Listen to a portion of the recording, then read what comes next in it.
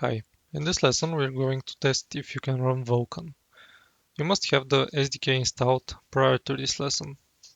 I have an empty folder here and I shift right click the empty space. This opens up an additional option for opening a PowerShell window in this directory. This window might look slightly differently since I have styled mine. Anyway, just write vulkaninfo.exe --html. This will generate this file, which you can open in any browser.